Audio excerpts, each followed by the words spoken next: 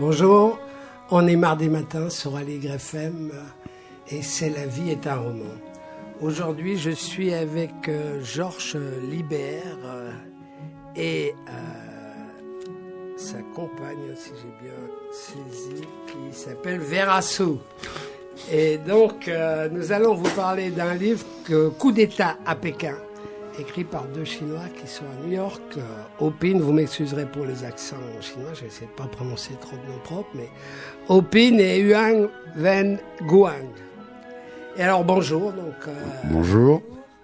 Et donc, ce livre est absolument formidable. Il est paru chez Stalkin en 2017, donc récemment. Et c'est un livre qui raconte une histoire qui... Il est arrivé un fait divers, et ce fait divers a changé, en quelque sorte, l'histoire récente de la Chine. Alors, je vais vous laisser raconter ce fait divers.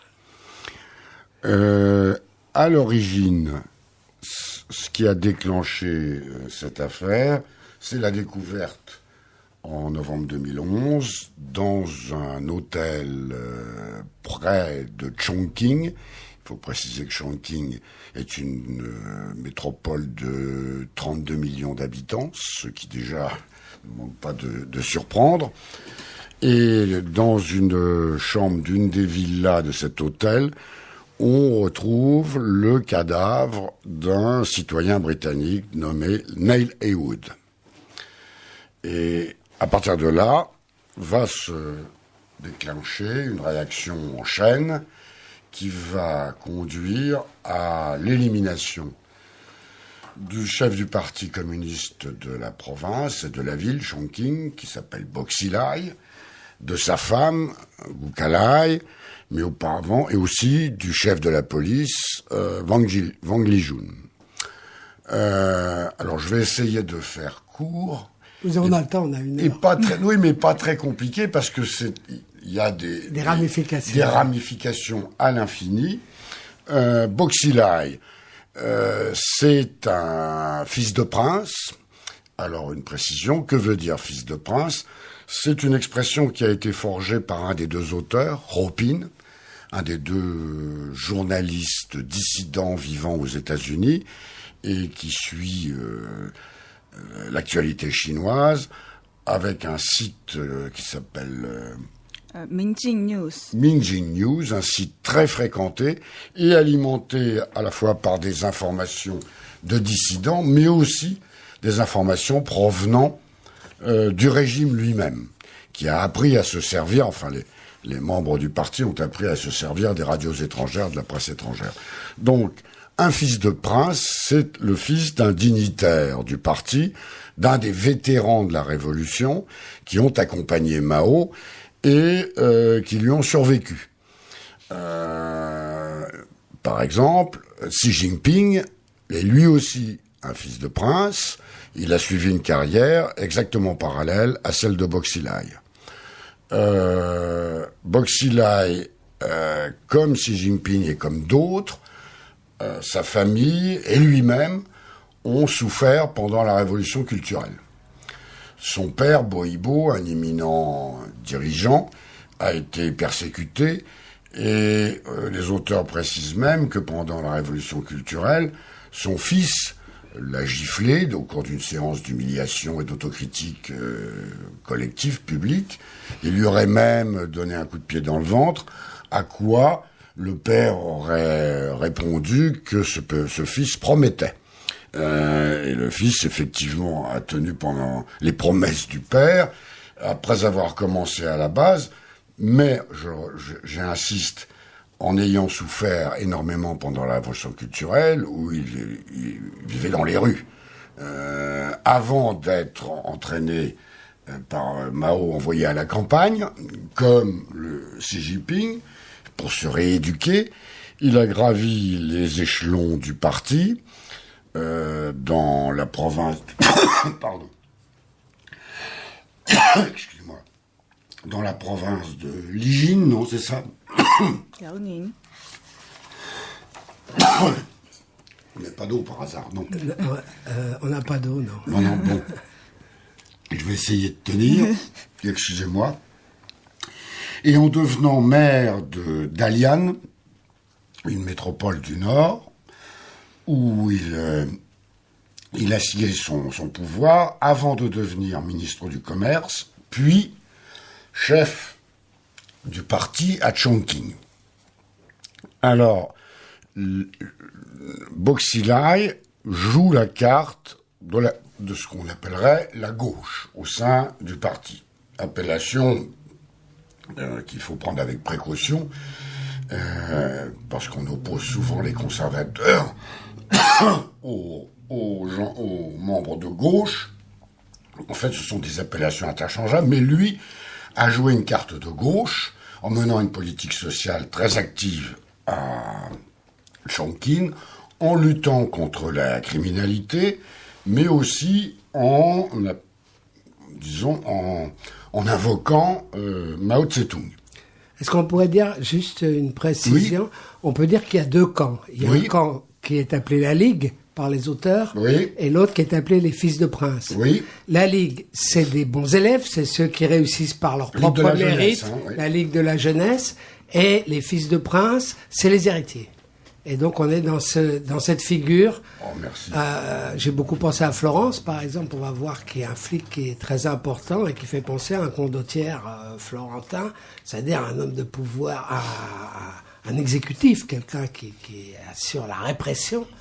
Et c'est des figures qui sont je pense à Machiavel, bien sûr, ces figures qui sont des invariants dans l'histoire, l'homme de main qui prend de plus ou moins de pouvoir et qui, à un moment donné, cela dit, est appelé à disparaître parce qu'il a dépassé ce qu'on attend de lui.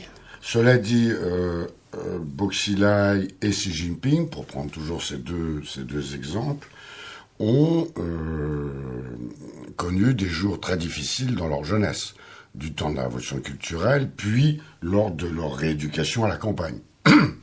Ils ont commencé à la base, même s'ils étaient protégés. Oui, les héritiers sont en plus bavé. Voilà, donc c'est en plus, ça leur donne un petit côté.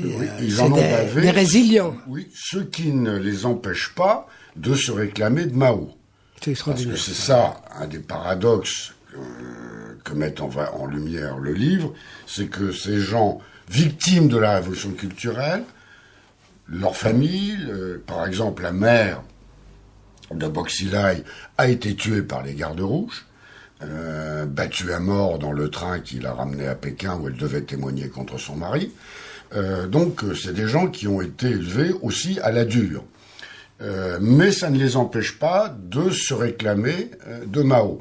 Ce que faisait ouvertement Boxilai à Chongqing en menant des campagnes, notamment qui intitulées Broyer le noir et chanter rouge, en remettant en vigueur des chants maoïstes, ce qui lui valait une certaine hostilité de membres du parti au sommet, mais aussi une grande popularité. Parce qu'il menait une politique sociale efficace. Pardon. L'atmosphère du studio est assez sèche. Ça me rappelle la radio. Non, c'est bien, on a l'impression d'être dans le lointain. Et donc, mais c'est vraiment le paradoxe des paradoxes. Oui. Mais on pourrait résumer ça en disant qu'il n'y a pas d'espace en dehors du système, visiblement. Ce que j'ai retenu d'une intervention de Marie Holtzman, c'est que c'est un régime totalitaire dans lequel il n'y a pas d'opposition. Donc des choses comme gauche-droite n'ont aucun sens puisque tout le monde est dans le système et il n'y a aucun espace à l'extérieur et c'est juste une lutte pour les places. On est d'accord. C'est ça, en gros, que raconte le livre. Oui. Alors, on pourrait peut-être raconter le fait divers pour intéresser les gens. Alors, donc le côté anecdotique. Le cadavre de cet Anglais. Qui est cet Anglais? Naylor Wood.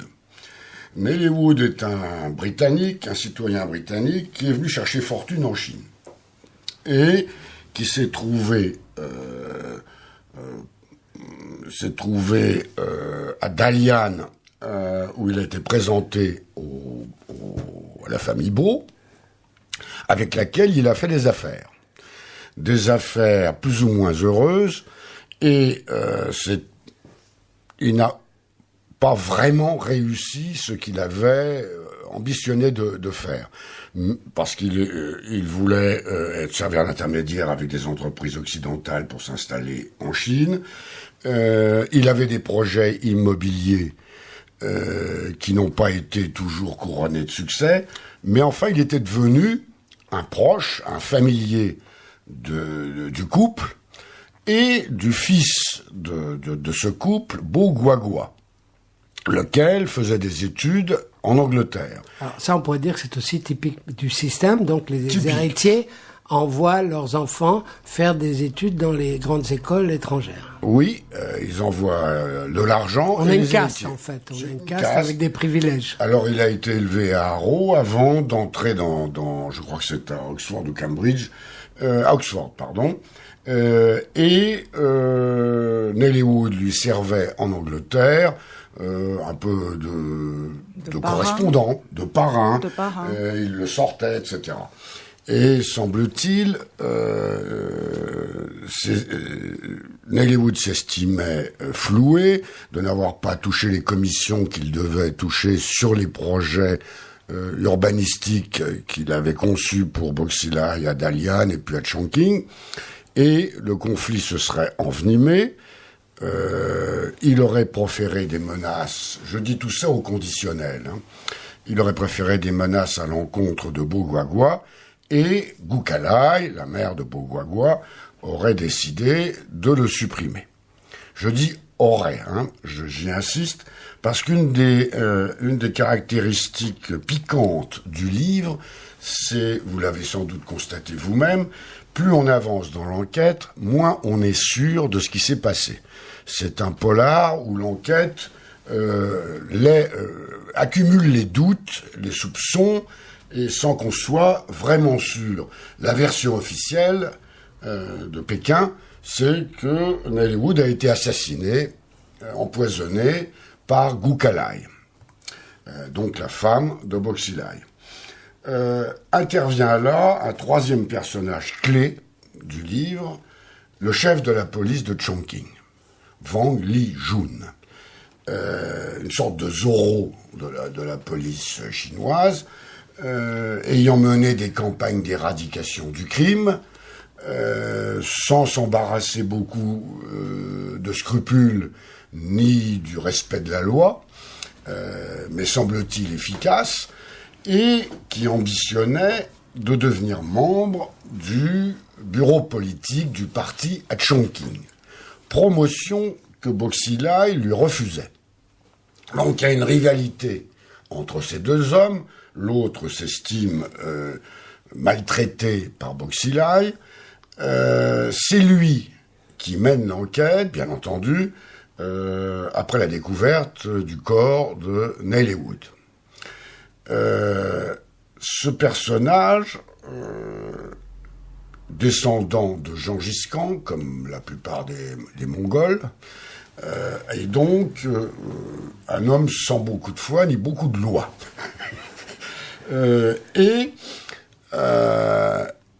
Il est vraisemblable qu'il a fait chanter Gukalai pour obtenir de Boxilai la promotion qu'il convoitait, sans succès. Ceux qui l'entraînent, dans sa rivalité avec Boxilai, il se sent menacé, et c'est là où l'affaire prend une dimension assez spectaculaire et même à certains égards comique. Il fait défection au consulat américain de la province voisine.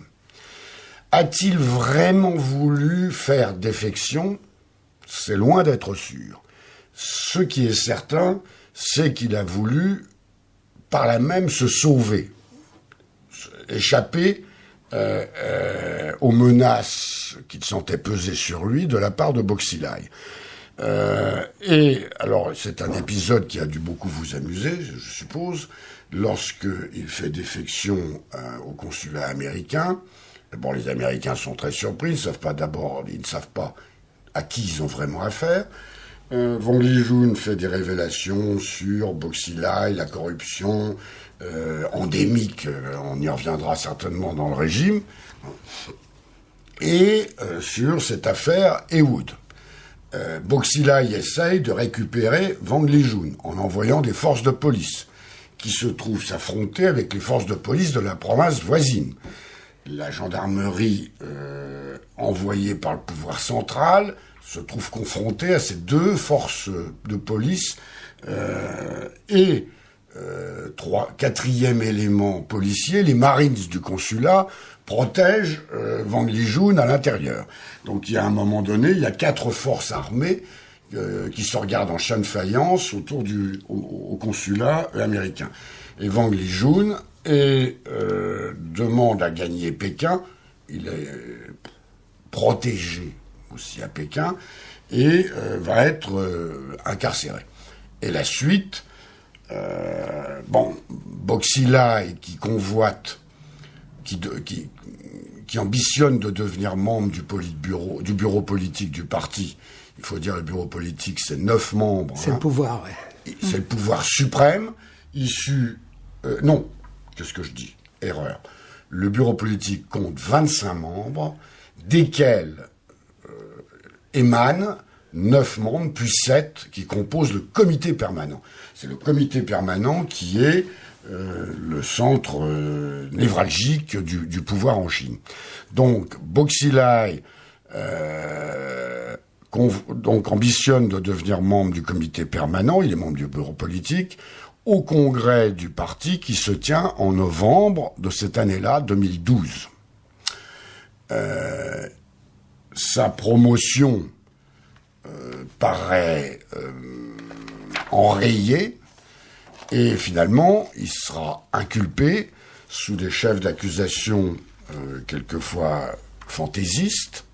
On l'accuse de corruption, bien entendu, mais au bout du compte, on lui reproche d'avoir touché des pots de vin pour un montant de 3 millions d'euros, ce qui est dérisoire, et comme l'ont relevé des internautes chinois, c'était une somme qu'un gouverneur de petite province se mettait facilement dans la poche. On l'a accusé aussi de liaison inconvenante avec des femmes. Alors là, Boxilai a une réputation de Don Juan, qui lui a valu le surnom en chinois de beau bite en l'air, car il aurait eu de nombreuses conquêtes, une centaine, dit-on, en particulier des actrices, puisque les studios de cinéma et les studios de télévision chinois constituent des harems pour les hauts dirigeants. En tous les cas, il est traduit en justice dans un procès qu'on peut dire un peu bâclé. Il va être condamné à la détention à perpétuité et sa femme, accusée d'empoisonnement, ce qu'elle reconnaît officiellement, est elle aussi condamnée. Il est vraisemblable que Gukalai s'est accusé pour protéger son mari, quoiqu'ils fussent séparés à l'époque, et surtout son fils qui était à l'étranger. Wang Lijun, lui, a été condamné à combien d'années de détention ? 15 ans. 15 ans. Et la purge s'est poursuivie. Et c'est là où s'explique le titre du livre, Coup d'État à Pékin, c'est qu'il est probable que Boxilai, appuyé par Su Yongkang, un personnage aussi haut en couleur, ancien patron de l'industrie pétrolière chinoise, donc un énorme conglomérat, si on peut dire, et qui est devenu le patron de la justice et de la police chinoise. Membre du comité permanent, il est probable que Su Yongkang et Boxilai ont fait plus que songer à enrayer le processus de désignation de Xi Jinping pour prendre le pouvoir, et c'est ce qui ressort du procès qui a été fait après à Su Yongkang, où il est accusé d'avoir mené des activités politiques inorganisées. C'est un euphémisme qui pèse lourd, et qui lui a valu d'être éliminé du comité permanent. Voilà, si on veut résumer Absolument. au mieux, le plus brièvement possible, ce qu'il faut souligner, c'est que les auteurs font des portraits remarquables des principaux protagonistes. On peut dire que c'est une histoire politique de la Chine depuis la mort de Mao, ou depuis la révolution culturelle, puisque cet épisode décisif est décisif pour la carrière de tous les acteurs évoqués et des précédents, Deng Xiaoping en premier, et puis, comment s'appelait-il, le précédent, Hu Jintao, président de la République et secrétaire général du parti avant Xi Jinping, et Jiang Zemin. Jiang Zemin. Jiang Zemin, je prononce mal, hein. Ça me voit un sourire ironique de la directrice de collection. Jiang Zemin, tous ces gens sont admirablement portraiturés, ainsi que Gu Kalai, la femme de Boxilai, elle aussi victime de la révolution culturelle. Elle s'est retrouvée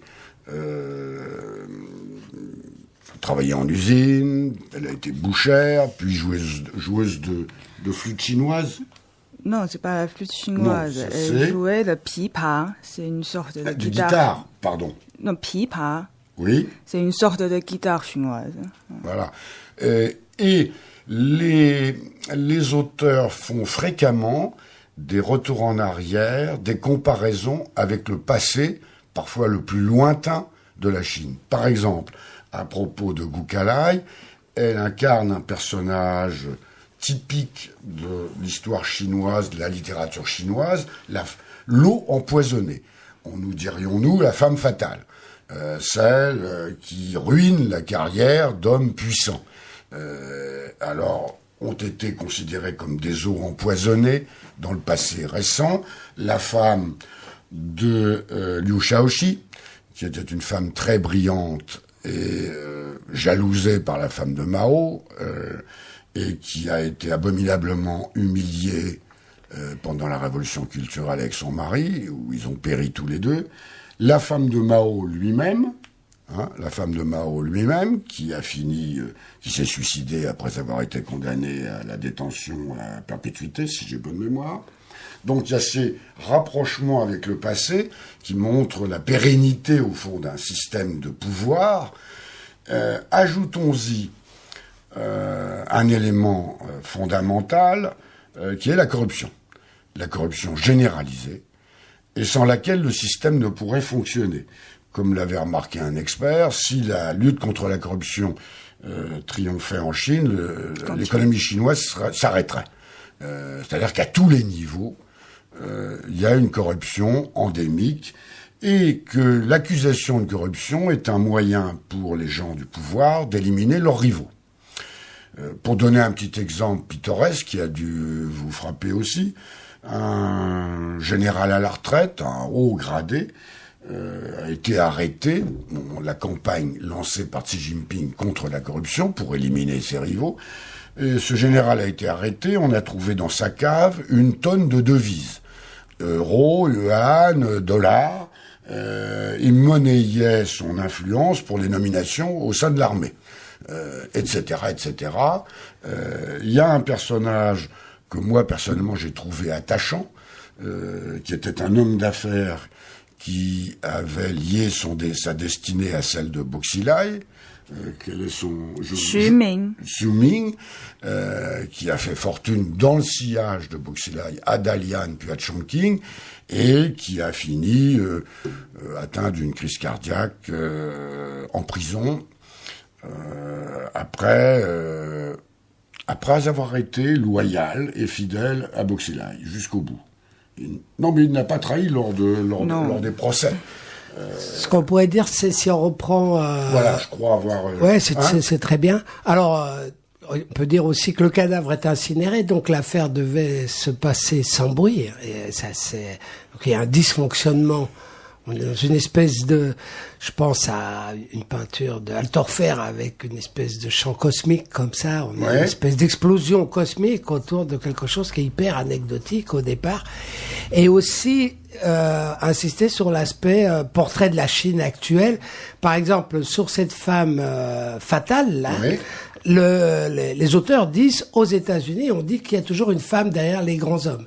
Donc les Américains, en instrumentalisant ce rôle de la femme qui est au service de l'homme, en font quelque chose de positif. Lui donnent un marquage positif. En Chine, on lui donne un marquage négatif. Donc c'est encore une façon d'asseoir le pouvoir masculin, puisque si un fusible qui saute, c'est la femme. Et ça, c'est très clairement expliqué dans le film, dans le livre. Peut-être Vera pourrait-elle à ce propos, non, nous dire ce qu'elle pense de Gucalai, non? Non, non. Bon, il nous soumet à l'épreuve de. Enfin, le Gucalai est un personnage assez curieux, puisque elle aussi, elle est victime de la révolution culturelle. Et comme elle a eu des discours très durs, comme tu as parlé tout à l'heure, elle travaillait comme boucher au marché. Et puis c'est grâce à Pipa qu'elle a joué comme la musique qu'elle a jouée pour servir le bon sang à la mort de Mao, qui lui a fait sortir de sa situation. Et après le mariage avec Bo Xilai, en effet, elle était seule on pourrait dire elle était seule pour élever, s'occuper de leurs enfants, car Bo Xilai était concentré de sa carrière politique, et comme tu as indiqué tout à l'heure, il avait milliers de maîtresses. Enfin, selon les rumeurs, il partage centaines de maîtresses avec son parrain Zhou Yongkang. Et donc Gucalai à ce moment-là était tellement affaiblie. Et en plus, elle avait des maladies psychologiques dont elle bouffait des tonnes de médicaments tous les jours.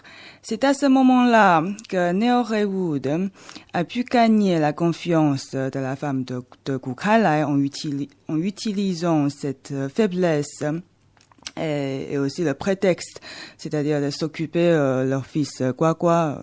D'ailleurs, je fais une traduction du prénom de Guagua, ça veut dire cornichon. C'est le fils, donc. C'est le fils, pour Guagua. Donc, Heywood était son parrain et parrain de Guagua à l'étranger. Et peut-être on soupçonne que c'était l'amant de Gucalai. Alors, pour moi, c'est une femme plutôt triste, qui a mené une vie triste, mais est-ce que c'est vraiment l'eau empoisonnée par rapport aux autres femmes fatales citées dans le livre? Ça, je ne suis pas sûre. Mais elle vit avec un playboy, donc elle est délaissée. C'est en fait, il y a cette image, puisque il y a quelque chose de très cinématographique. On a un homme qui plaît, qui a du charisme. Voilà. Alors là, c'est vraiment, je pensais vraiment à Florence, mais parce que c'est notre modèle, quoi. C'est le prince qui est beau, qui a du charisme, qui délaisse sa femme, qui a beaucoup de maîtresses, qui méprise ses hommes de main. Enfin. Alors il faut ajouter que le caractère de Bo Xilai, ce fils de prince, dans sa relation par exemple décisive avec le chef de la police, Fong Lijun, ce fils de prince se considère comme un élu et aurait tendance, à tort, à mépriser Wang Lijun, qu'il ne considère pas de la même caste. Et je pense, les auteurs laissent clairement entendre que cette rivalité entre ces deux hommes a été attisée au sommet, à Pékin, par un haut responsable qu'il ne nomme pas, et qui a vu un moyen de déstabiliser Bo Xilai, de l'éliminer de la course au pouvoir suprême, et donc assurer la succession prévue à Xi Jinping. D'accord, on va faire une petite pause musicale. Oui. Comme ça me permettra de dire qu'on est sur Aligre FM dans La vie est un roman et qu'on est mardi matin et qu'on parle de coup d'État à Pékin. Paradise is exactly like where you are right now, only much better. Saw this guy in the train, and he seemed to have gotten stuck in one of those abstract chances, and he was going, and Fred said, I think he's in some kind of pain. I think it's a pain cry. And I said, pain cry? Then language is a virus. Language, it's a virus. Language, it's a virus.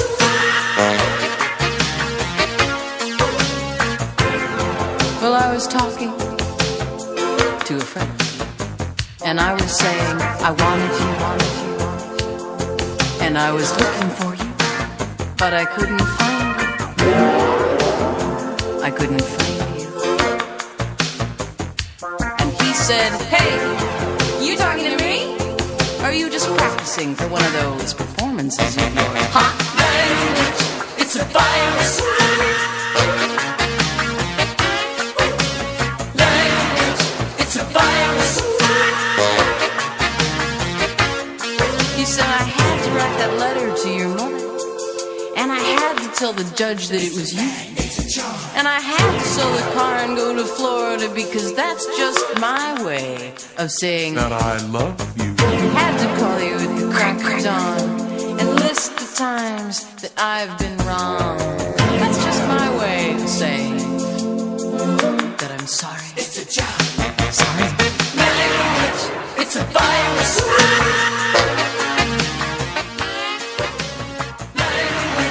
It's a virus.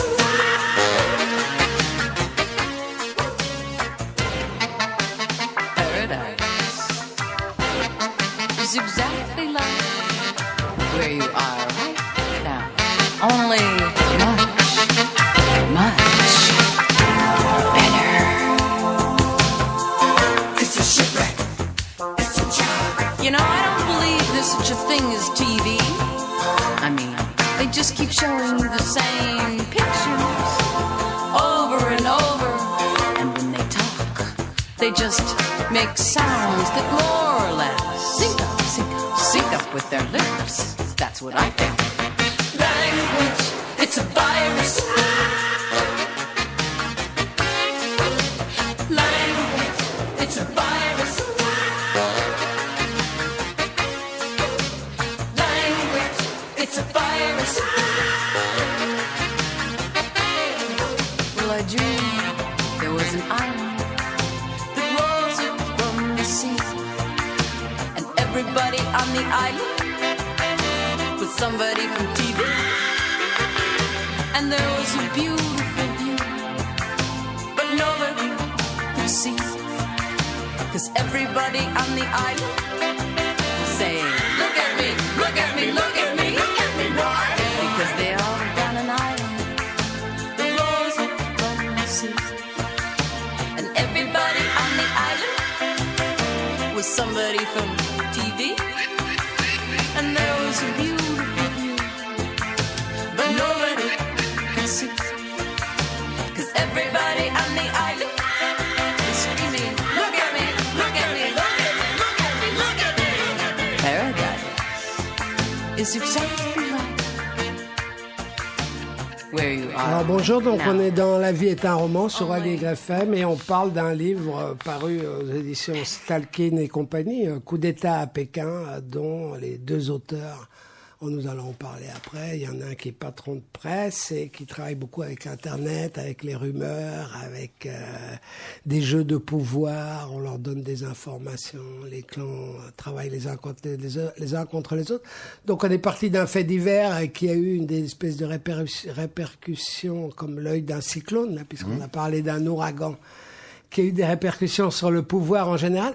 On pourrait peut-être juste encore raconter l'anecdote de la Ferrari, parce qu'elle est du même niveau. Et Oui. comme je ne sais pas prononcer les noms propres de tous ces gens, Oui, si je quelqu'un peut comprends. raconter J'ai l'anecdote beau de la traduire- Ferrari. Oui, j'ai beau traduire le livre, j'ai du mal à retenir les noms. Donc il y a un jeune homme qui se retrouve tout nu avec deux jeunes femmes qui se plantent avec une Ferrari, et c'est le fils d'un grand dirigeant de la Chine. Voilà, une Ferrari rouge avec deux jeunes filles dévêtues, Oui. Tout le monde ou à est demi dévêtu. dévêtues, qui s'écrasent contre un pylône d'une grande artère de Pékin. Et il se trouve que c'est le fils du chef de cabinet du président à cette époque, Hu Hu Jintao. Jintao. Ce qui va contribuer beaucoup à affaiblir la position du président, qui joue entre ces factions que nous avons évoquées au début. Comment s'appelle le chef de cabinet? 令计划 Lin Xierhua.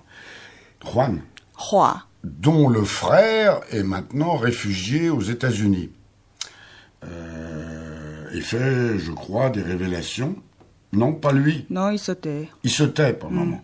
Non, c'est un milliardaire qui s'est réfugié récemment aux États-Unis et qui fait régulièrement des révélations. Il s'appelle, 郭文贵 peut-être en avez-vous entendu parler. Oui, Sur c'était la aussi, ça a corruption. été mentionné aussi par Maria Haussmann, qui Oui, disait, voilà. si on peut attaquer, c'est celui qui est dans la Hollywood, là, qui met de l'argent dans le cinéma, dans l'industrie du spectacle.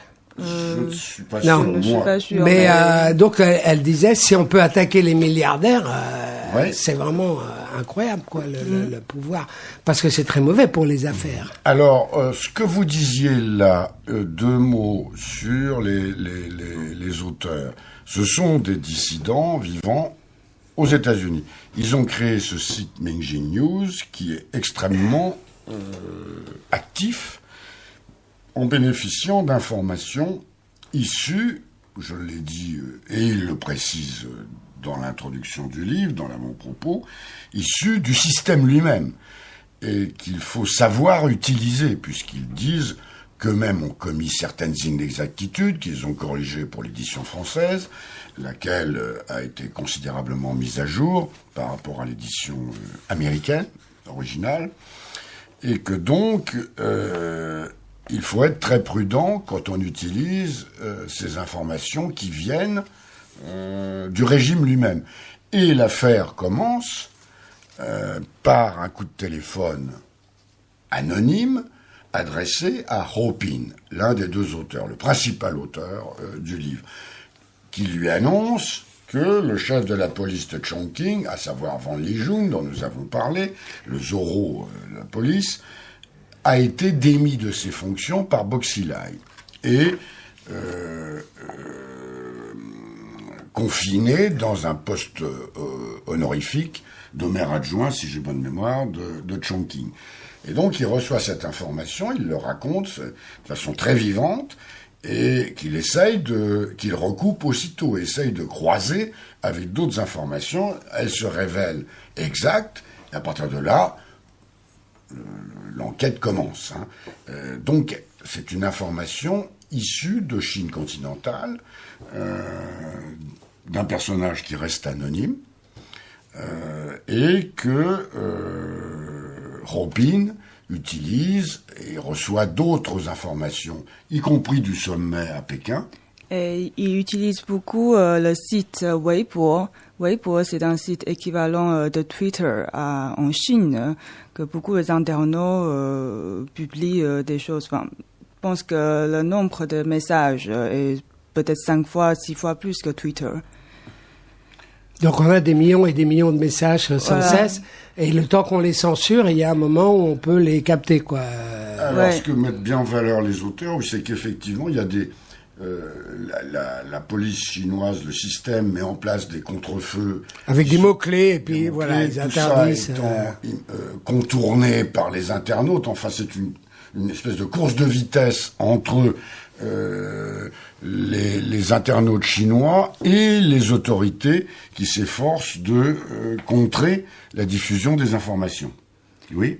Et Huang Wenguang, l'autre auteur, il se faisait passer pour un touriste qui a séjourné une semaine à Chongqing, justement en novembre 2012, pour s'entretenir avec les responsables locaux, des officiers de police et des citoyens dans la rue, pour recueillir les observations.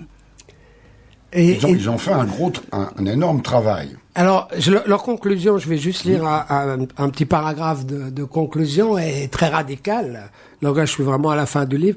La mort étrange de Nell Heywood, dans un endroit écarté, aurait pu passer inaperçue sans la vulnérabilité névrotique de joueurs en rivalité pour conquérir le pouvoir et sans la corruption foncière du régime. Le chef de la police qui s'était fait trop d'ennemis et un politicien qui voulait à tout prix saisir la dernière chance de s'élever au poste suprême ont transformé un personnage mineur en un cancer au cœur du corps politique et ont manqué de compromettre le grand spectacle que celui-ci donne tous les 5 ans. Ce spectacle, le congrès du parti, s'est encore une fois déroulé comme prévu. On a vu défiler les nouveaux dirigeants et rien, sur le moment, n'est venu perturber le sentiment général que la Chine était en plein essor. Mais le Parti communiste pourrait bien ne pas avoir autant de chance la prochaine fois. Et donc c'est carrément apocalyptique comme conclusion. Et il y a aussi... ici, il y a aussi voilà. Dans la Chine ancienne, à la cour impériale, la succession du trône s'accompagnait presque toujours de complots et d'assassinats. Il en va de même au XXIe siècle, maintenant que le régime communiste est devenu une monarchie kleptocratique qui ne dit pas son nom. Ouais. Et donc c'est vraiment radical.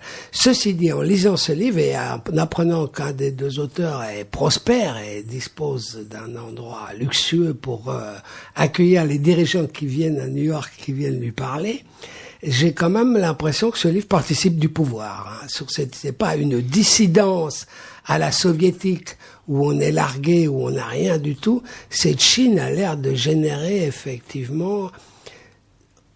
On a vraiment comme une espèce d'histoire de cour, comme une cour dans les histoires de royauté, avec énormément de moyens. Et d'ailleurs, il faudrait poser la question du statut des masses, en fait. Où est-ce que ça pourrait craquer sur la lutte des classes? Est-ce qu'il peut y avoir... Alors on voit qu'il compense aussi. C'est un livre où on apprend beaucoup de choses. Le style est un peu ingrat parce que c'est fait de rumeurs et de choses cousues un petit peu de façon lâche comme ça les unes aux autres. Et puis il y a beaucoup de noms propres, enfin beaucoup de choses qu'on ne maîtrise pas au niveau des références. Mais par exemple, on voit que le pouvoir, quand il y a un endroit qui commence à faire problème, intervient et peut faire au niveau d'une province, par exemple, des investissements lourds. Donc, je pense c'est un exemple absurde, mais à Paris, on a une prostitution chinoise qui est liée à la fin d'un tissu industriel qui a été ruiné. Donc, ces femmes s'exilent ici pour entretenir leur famille qui est restée au pays. Et donc, on pourrait, au niveau d'une province, imaginer une intervention pour transformer le tissu social entièrement, ou en tout cas à commencer à impulser un mouvement qui ne laisse pas cette catastrophe aboutir trop loin, quoi. L'exil est aussi une solution, bien sûr, c'est quelque chose, c'est aussi un mode de gouvernement, laisser les gens partir, c'est quelque chose qu'on connaît bien. Et c'est quand même, c'est passionnant. C'est un très très beau livre sur la question du pouvoir, mais dans un sens shakespearien du terme. Dans un sens. Il y a sûrement des références asiatiques nombreuses là-dessus. Ce que je trouve, il montre bien. Enfin, je tiens à préciser que je ne suis pas sinologue. Moi non. J'ai appris à connaître la Chine en fréquentant et en publiant Simon Leys, René Viennet, en co-traduisant la grande biographie de Mao que j'ai publiée chez Gallimard il y a quelques années. Donc ma connaissance de la Chine est limitée. Mais justement, ce qui m'a frappé, c'est la façon dont les auteurs décrivent l'éruption d'un capitalisme, disons, sauvage, dans une structure totalitaire. La rencontre explosive entre un régime totalitaire et un capitalisme débridé. D'où cette corruption généralisée, ces luttes de pouvoir féroces, parce qu'elles s'accompagnent en même temps d'enrichissements colossaux, et je ne sais plus les chiffres, j'ai une exécrable mémoire des chiffres, mais l'estimation des sommes placées à l'étranger par les hiérarques chinois, c'est gigantesque. Donc ça, j'ai trouvé que le livre était une très bonne introduction à la Chine contemporaine et à cette histoire d'une société qui a été effroyablement brutalisée sous le règne de Mao, et la révolution culturelle sur laquelle on apprend de plus en plus de choses, des témoignages souvent extraordinaires,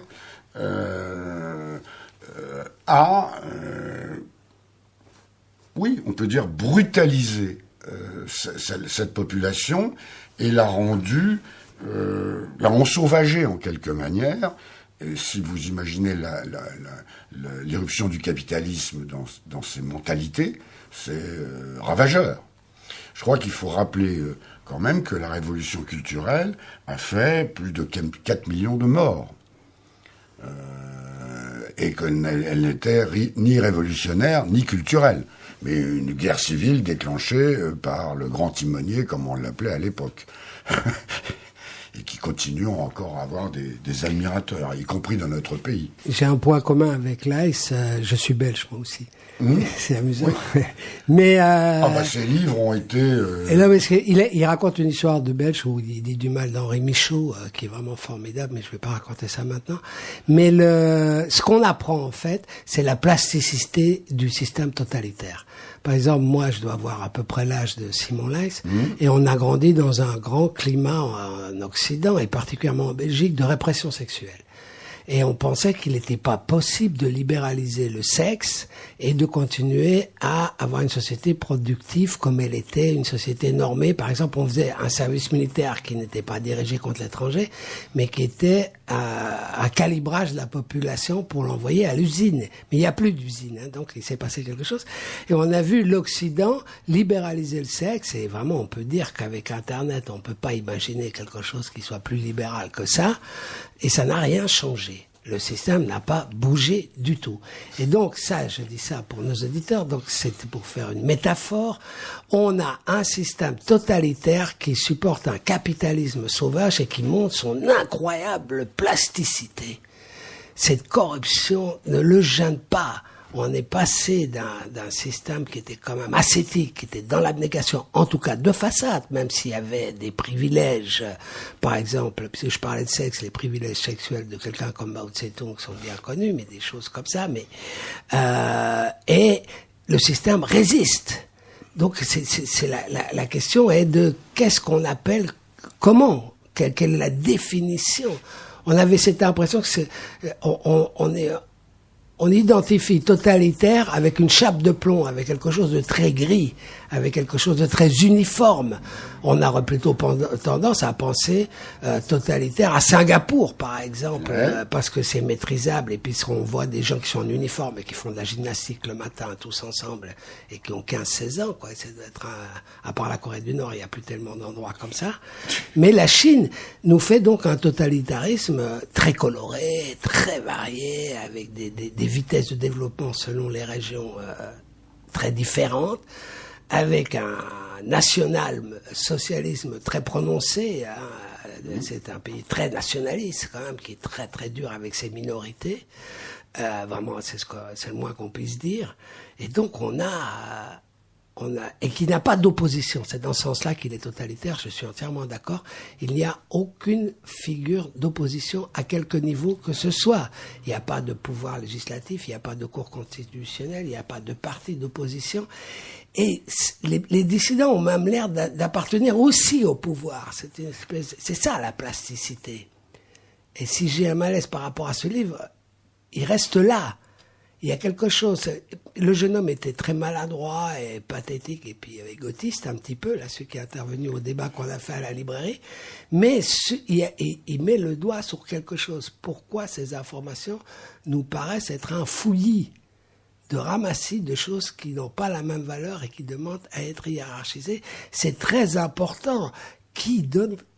C'est-à-dire, il y a des informations qu'on obtient par une enquête, par une quête, etc. Et il y a des informations qu'on nous donne pour nous manipuler. Et là, il n'est pas fait de différence entre ce qui manipule et ce qui aurait une vérité, si ça existe, objective, ou une autre source que ces manipulations.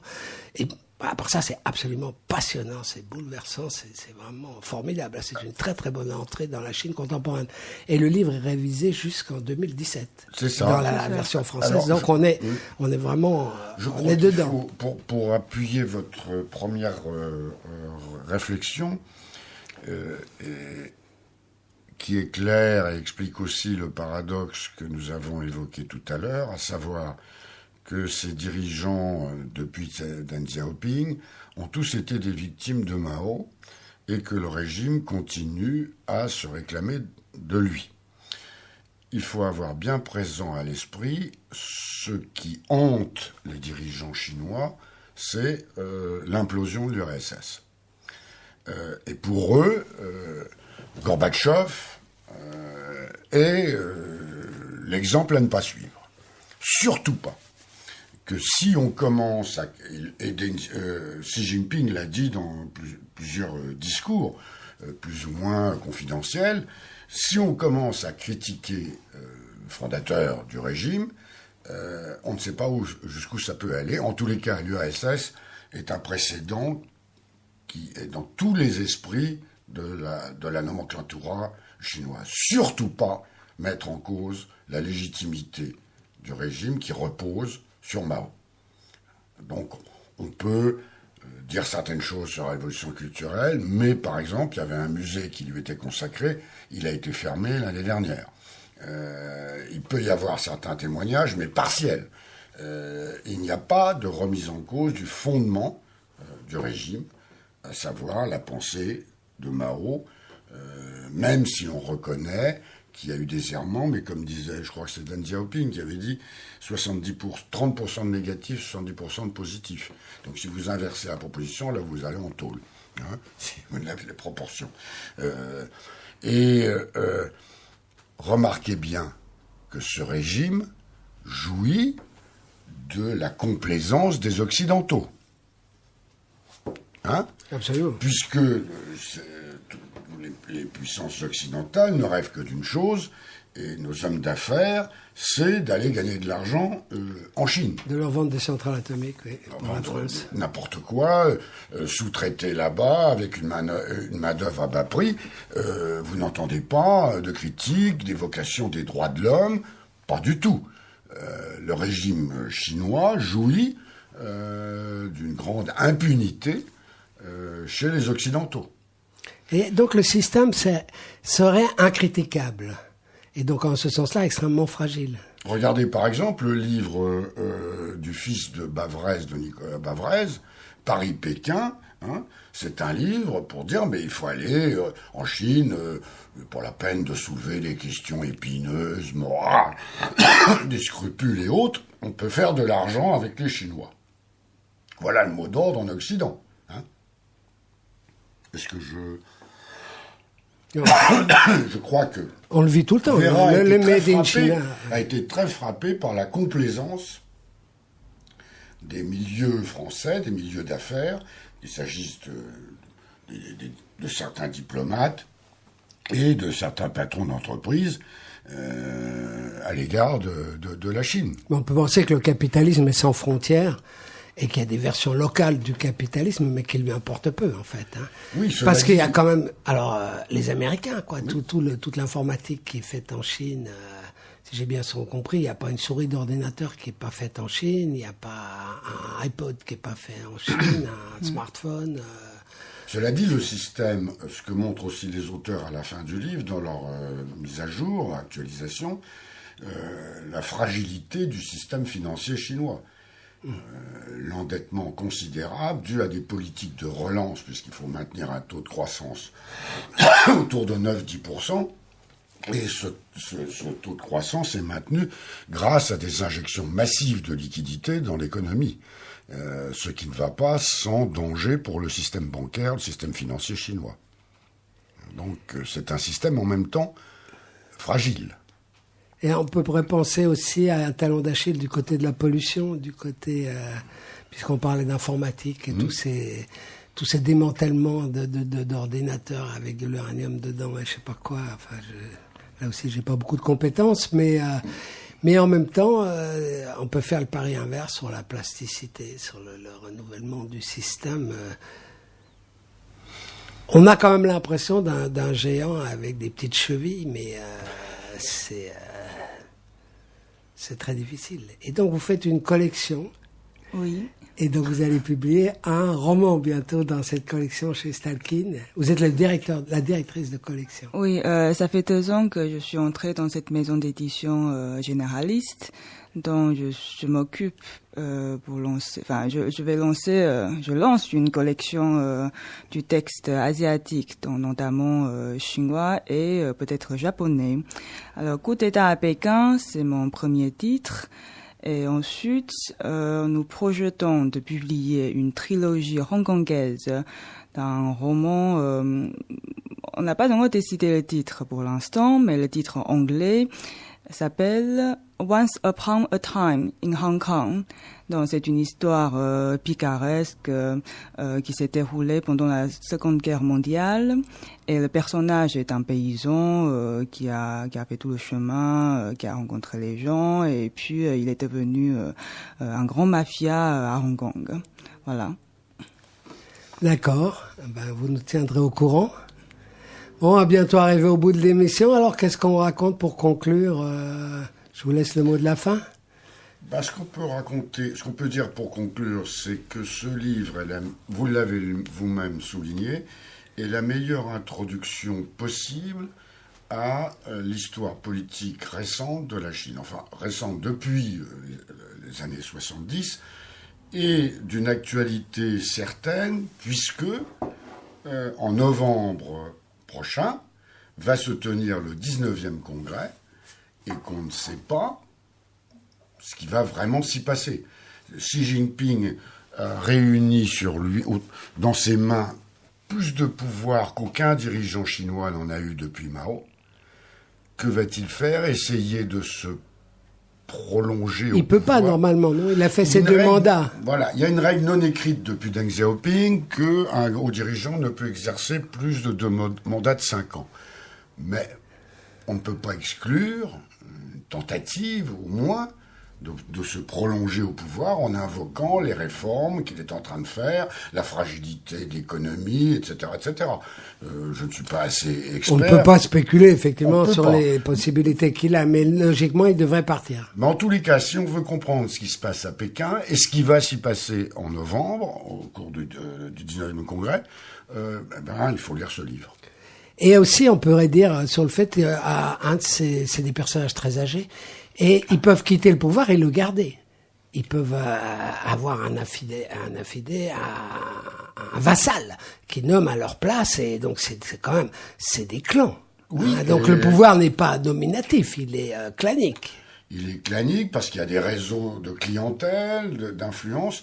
Et par exemple, un bon exemple dans le livre, on n'a pas évoqué ce personnage, mais il ne manque pas de pittoresque, c'est Jiang Zemin, qui a été le successeur de Deng Xiaoping, et qui est resté une sorte de pouvoir semi-occulte dans la coulisse, sous Hu Jintao. Et il a contribué à l'élimination de Boxilai et à l'accession au pouvoir de Xi Jinping, si je ne me trompe pas. Bon, c'est l'heure, on va arrêter là. Voilà. Écoutez, merci, c'était formidable, ça a passé très vite, c'est vraiment un livre passionnant.